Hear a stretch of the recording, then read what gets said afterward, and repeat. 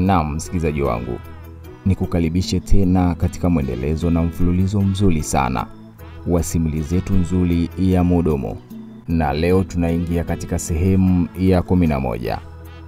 Labda tu nikukumbushe kwa wewe ambaye ushasahau ni wapi tuliishia katika sehemu ya 10.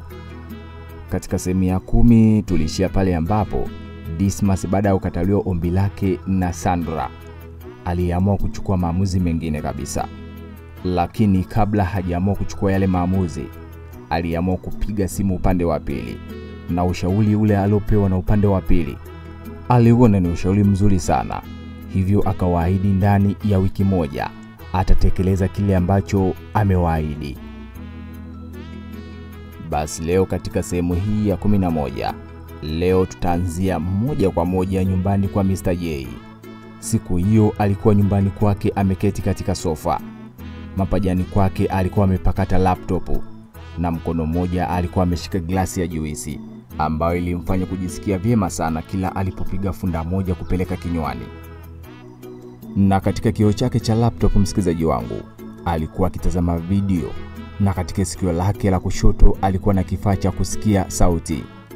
Sura yake ilijengwa kwa tabasamu. Tabasamu ambalo lilimfanya mlinzi wake aliyekuwa amesimama mbele yake kikakamavu. Mlinzi huyo, msikilizaji wangu, ilibidi amuulize ni kwa nini alikuwa na fly hivyo. Umefanya kazi nzuri sana. Umefanya kazi nzuri sana Awesa. Hebu niambie unataka nikupatie zawadi gani? Maana ulichokifanya ni kizuri sana. Umejua kuzingatia engo za chumba. Mr. J alisimama na kumtazama Awesa. Maana ndiye mtu ambaye alikwenda kutega kamera katika chumba cha Dismas. Na hapo alikuwa akipongezwa kwani aliweka kamera sehemu nzuri ambao zilimfanya Mr. J kuweza kuona chumba kizima cha Dismas. Bosi, sawa, kama kukuomba labda nikuombe tu free. Maana nataka nipate muda usiku wa leo. Kwa sababu natakiwa kwenda kumwona mke wangu hospitalini. Amejifungua mtoto wa kiume. Basi kama utanipa hiyo free nitafurahi sana. Hilo tu, halina tabu bro. Unaweza kwenda. Ila nitakupa siku 3 za kukaa na familia yako. Alafu baada ya hapo urudi kazini. Unaweza kwenda sasa. Mr. J, msikilizaji wangu, alimruhusu mlinzi wake ambaye alishukuru sana na kugeuka ili kuondoka. Lakini Mr. J alimsimamisha tena na kumsogelea. Kisha alitoa kadi yake ya benki mfukoni mwake na kumpatia. Unajua hii ni kadi yangu ya benki. Nimetoa kama hongera kwa mke wako. Kamnunulie zawadi yoyote ya gharama ambayo unataka. Alafu kirudi utanirudishia. Nunua chochote. Hata iwe nyumba sawa tu. Mr. J bana. Basi Mr. J baada ya kumkabidhi Awesa kadi, alirudi katika sofa lake na kuketi. Akili yake sasa ilikuwa ni kuwaza Sandra. Ni kweli alikuwa ni asimu wake, lakini alijikuta amemkumbuka sana kwa kutoonana naye kwa muda mrefu. Akiwa kwenye mawazo mazito, alipigiwa simu na namba ilikuwa haina jina. Alipokea na kusikiliza, lakini sauti ilifahamika haraka sana. Ilikuwa ni sauti ya Sandra. Habari yako bosi? Sandra alizungumza baada ya simu kupokelewa, lakini sauti yake ilikuwa yenye wasiwasi mkubwa sana. Safi, mbona simu tena? Kuna shida yoyote labda inaendelea huko? Na namba yangu umepata wapi? Mr. J aliongea kwa ukali kiasi cha kumtisha Sandra na kumfanya aanze kumauma maneno kama mtoto mdogo anayejifunza kuzungumza. Nilipata kwenye kitabu cha orodha ya wateja hapa hotelini. Ila nilitaka kujua kama upo mzima. Maana ni siku 7 sasa zimetimia sijakuona. Kwa hiyo unanichunga sio? Hapana bosi, lakini naomba nisamee kama nitakuwa nimekukwaza. Sandra alikata simu haraka na kumfanya Mr. J kutabasamu. Alikuwa amemuwaza haswa Sandra, ila kwenye nafsi yake alijikuta akifurahi sana. Maana mtu ambaye alikuwa akimuwaza alimpigia simu na angalau ameweza kusikia sauti yake. Lakini sasa upande huku wa Sandra, mambo yalikuwa ni hovyo kweli. Jasho la hofu lilikuwa likimtoka. maana alijua tayari alikuwa ameharibu mambo. Lakini muda si punde simu yake iliingia meseji kutoka kwa Mr. J. Alisita kuifungua kwa wasiwasi alokuwa nao, lakini mwisho alijikaza na kufungua.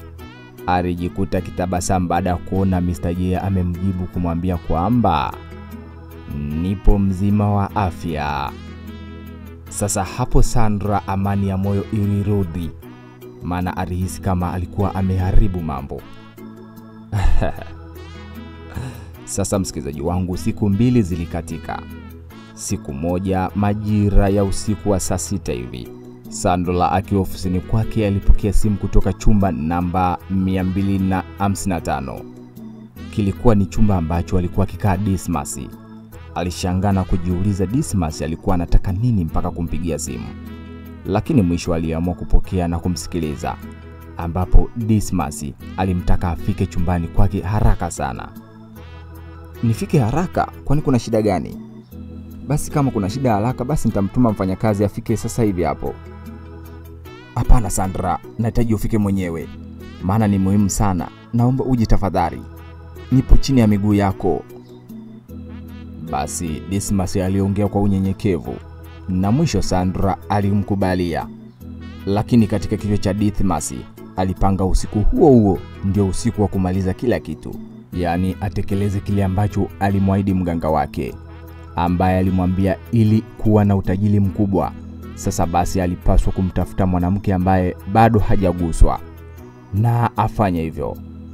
Na kimaliza kufanya hivyo, yule mwanamke atakufa ghafla, alafu yeye angetajirika sana. Basi upande wa Sandra akiwa hana hili wala lile, msikilizaji wangu, alifunga safari mpaka katika chumba namba 255. Aribisha mlango na Dismas alitaka Sandra afungue. Sandra alisukuma mlango na kuingia, lakini chumba kizima kilikuwa kiza. Alipeleka mkono ukutani na kuwasha taa, lakini alishangaa kuona chumba kizima kimepambwa kwa maua ya kuvutia, yaani kana kwamba mtu alikuwa akimkaribisha mpenzi wake. Sandra aliingia na hofu na kuanza kurudi nyuma, lakini Dismas alijitokeza huku akipiga makofi na kuimba, Happy birthday to you, happy birthday to you, happy birthday, happy birthday, happy birthday to you. Yaani msikilizaji wangu, alikuwa akimwimbia Sandra heri ya siku ya kuzaliwa kwake. Hii msikilizaji wangu ilikuwa ni ajabu sana, na pia ilikuwa ni surprise kubwa sana kwa Sandra. Alijikuta akitabasamu na kuondoa hofu. Dismas alimsogelea na kumshika mkono, kisha alimsogeza mpaka katika sofa na kumketisha. Macho makubwa ya Sandra yalitoka katika meza iliyosheheni mapambo na keki kubwa iliyoandikwa Happy birthday Sandra. Basi Dismas alimpatia Sandra kisu, na bila kuchelewa alikata keki na kumrisha Dismas. Kisha walipiga makofi kwa pamoja, lakini Dismas bado mpango wake ulikuwa uko pale pale. Basi baada ya hapo ulifika muda wa vinywaji. Dismas alifungua wine na kumimina katika glasi 2, kisha alimpatia Sandra moja na yeye alibaki na moja. Lakini msikilizaji wangu, usichokijua, ile glasi ya Sandra ilikuwa imetiwa dawa ya kulevya hata kabla ya kutiwa kinywaji. Hivyo baada ya kutiwa wine tayari dawa ilikuwa imeenea. Waligonga cheers na Dismas alianza kunywa. Hii ilimfanya Sandra naye kuamini kwamba hakuna kitu kibaya. Sandra alipiga funda nzima na kumaliza, lakini ndani ya sekunde za kuhesabu alianza kuhisi kizunguzungu. Alimtazama Dismas, yaani alimuona kama mtu anaelea kwenye maji. Yaani kwa maana hiyo msikilizaji wangu, dawa ilikuwa ishaanza kufanya kazi kichwani. Umeweka nini katika... Sandra alijaribu kumuuliza Dismas, ambaye alikuwa akitabasamu tu kwa ushindi, maana alikuwa tayari ashamaliza kila kitu. Amebaki tu kumalizia na mambo yaendelee sawa. Sandra aliinuka ili kuondoka zake, maana mambo yalikuwa tayari ni magumu. Alijua lazima kitu kibaya kilikuwa kimepangwa kwa ajili yake, lakini miguu yake maskini wa Mungu haikuwa na nguvu tena. Kichwa kilikuwa kizito sana.